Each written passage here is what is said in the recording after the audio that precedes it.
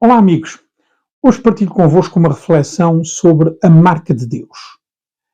Todos nós já nos deslumbramos com a beleza e a perfeição da natureza. Um pôr do sol maravilhoso, o belo movimento das ondas do mar na areia, a diversidade colorida dos pássaros, dos peixes ou das flores. Para os crentes, são maravilhas de Deus. Mas hoje não vou partilhar convosco nenhuma ideia de religião.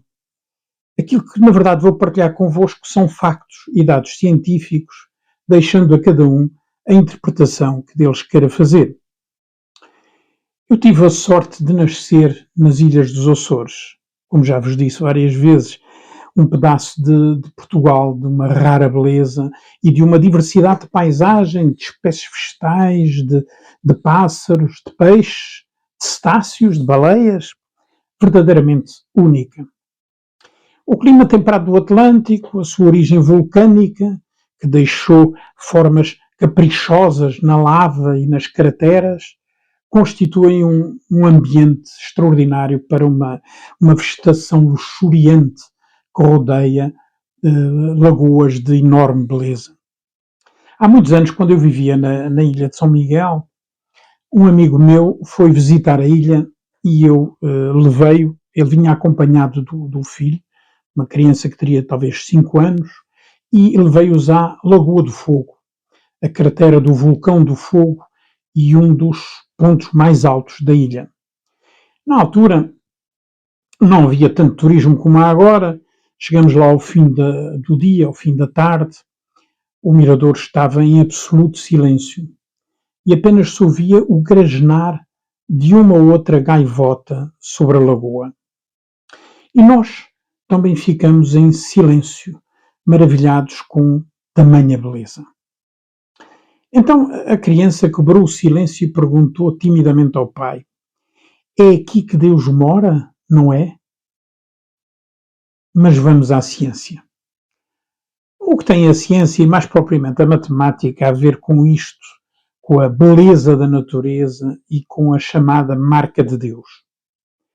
Fibonacci, mais precisamente seu nome Leonardo de Pisa, mas ficou conhecido por Fibonacci, foi um matemático italiano do século XIII, considerado, na verdade, o primeiro grande matemático europeu. Ora, Fibonacci, como ficou conhecido, descobriu uma sequência de números que viria a ser conhecida, como ainda hoje é, como a sequência de Fibonacci. Em que consiste tal sequência?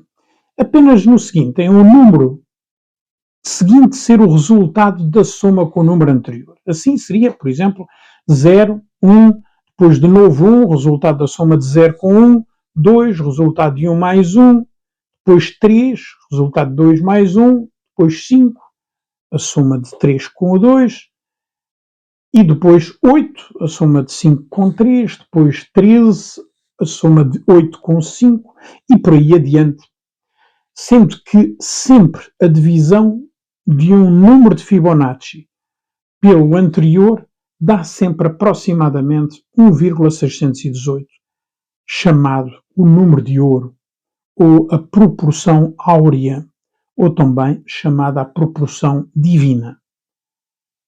O que é extraordinário é que a sequência de Fibonacci, esta sequência matemática, ela está presente em toda a natureza. E a proporção de ouro está presente na maioria das obras de arte e em tudo o que é belo.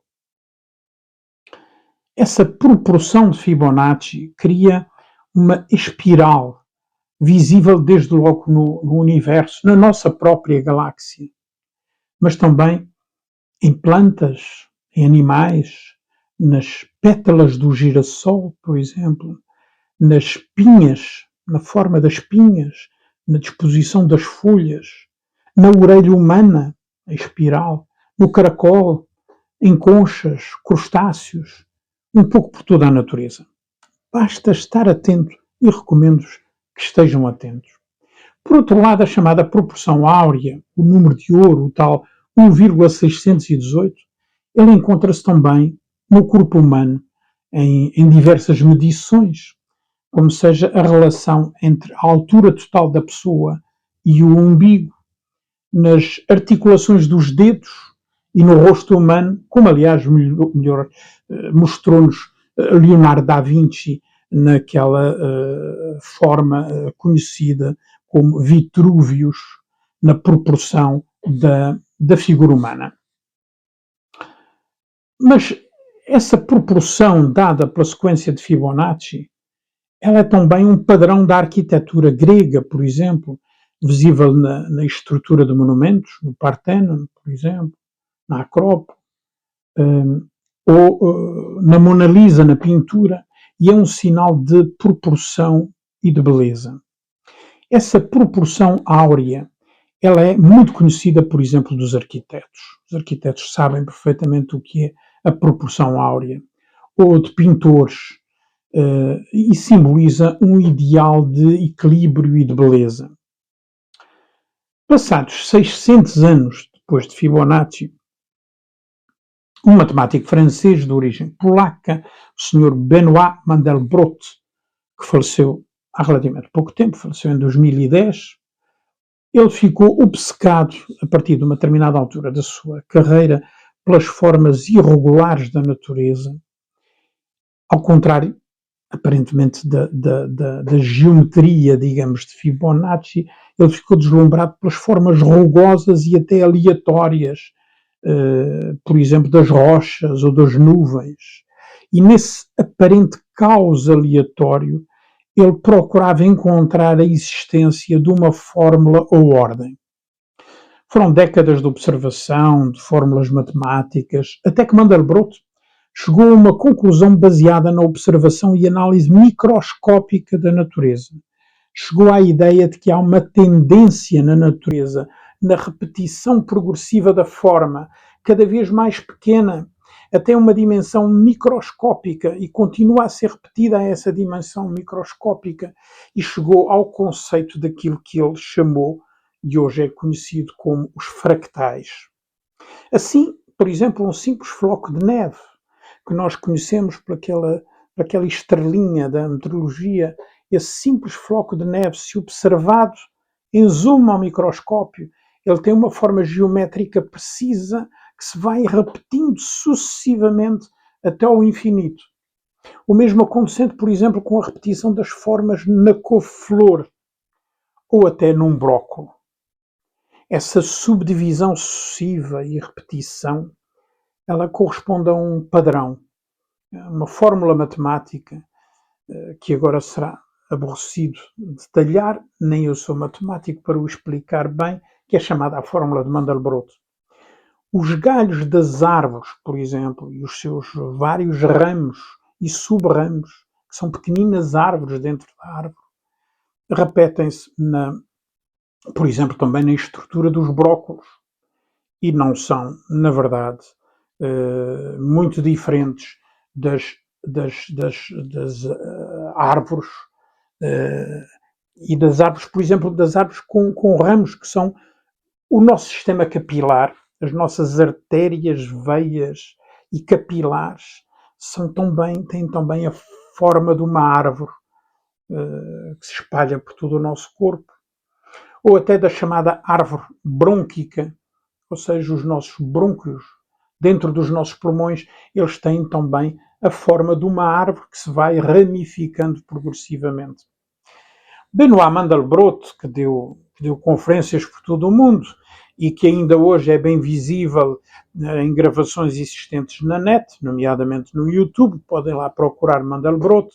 Ele chegou à sua fórmula matemática já tarde, já um pouco tarde, e deixou o seu trabalho de alguma forma por concluir, nomeadamente no que se refere à aleatoriedade e ordem, por exemplo, nas formas das nuvens. Ele estava um pouco obcecado com a diversidade e com a forma das nuvens. E ele achava que também havia um padrão, e havia um padrão de repetição em toda a natureza, especialmente quando observados ao microscópio esses chamados fractais, foi assim que ele chamou, esses fractais ganham formas e coloridos diversos, impressionantes, eu diria mágicos. A presença constante desses padrões, por um lado o de Fibonacci geométrico e a proporção áurea, e ainda os fractais de Mandelbrot, eles são interpretados como a assinatura ou o código secreto de um criador da natureza, a que se chama, na ciência, a marca de Deus. É curioso que tais observações e conclusões nos cheguem pela mão da matemática, uma ciência exata, e não da filosofia. Essa matemática representa um equilíbrio natural e, para muitos, mostra que o universo não é, ou não parece ser, uma obra do acaso.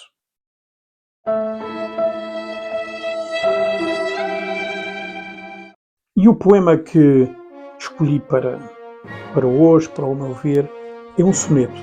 Um soneto de um poeta açoriano, talvez o mais ilustre de todos os açorianos, poeta e filósofo, que foi Antero Tarquínio de Quental, nascido e falecido em Ponta Delgada. Como sabem, ele suicidou-se ainda muito novo. E o poema chama-se Na Mão de Deus. Na mão de Deus, na sua mão direita, descansou, afinal, meu coração. No palácio encantado da ilusão, descia passo e passo a escada estreita. Como as flores mortais com que se enfeita a ignorância infantil, expôs vão, depus do ideal e da paixão a forma transitória imperfeita. Como a criança em lôbrega jornada, que a mãe leva ao colo agasalhada e atravessa sorrindo vagamente, selvas, mares, areias do deserto. Dorme o teu sono, coração liberto, dorme na mão de Deus, eternamente. Até ao próximo, a meu ver.